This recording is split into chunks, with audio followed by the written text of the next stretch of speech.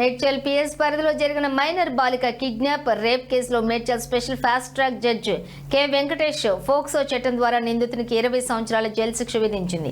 20 June 2022న Medchal పట్టణానికి చెందిన 15 ఏళ్ల మైనర్ బాలికను వికాస్ కుమార్ నాయక్ అనే వ్యక్తి ఒరిస్సాకు కిడ్నాప్ చేసి తీసుకెళ్లి అక్కడ బలవంతంగా అత్యాచారానికి ఒడిగట్టాడు. కుటుంబ సభ్యుల ఫిర్యాదు మేరకు మిస్సింగ్ కేసు నమోదు చేసిన పోలీసులు దర్యాప్తు చేపట్టి నిందితుడిని అరెస్ట్ చేసి రిమాండ్కు తరలించారు. అయితే Medchal special fast track court judge K Venkatesh 13 మంది సాక్షులను విచారించి ఫోక్సో చట్టం కింద నిందితుడు దోషిగా నిర్ధారించడం జరుగుతుంది. ఇక నిందితుడికి 20 సంవత్సరాల కఠిన కారాగార శిక్ష, 5,000 రూపాయల జరిమానా విధించింది.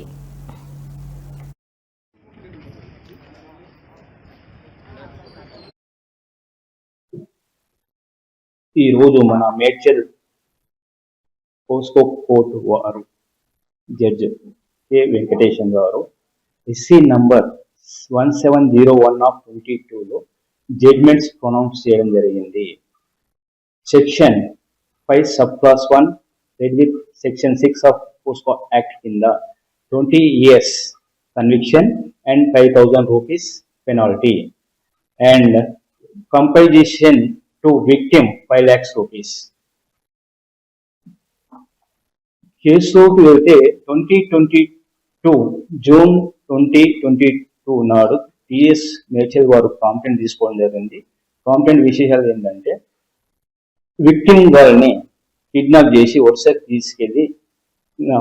తీసుకెళ్ళి ముద్దాయి పేరు వికాస్ కుమార్ నాయక్ తీసుకెళ్ళి మైనర్ పిల్లల్ని కిడ్నాప్ చేసి రేప్ చేసిన సంఘటన.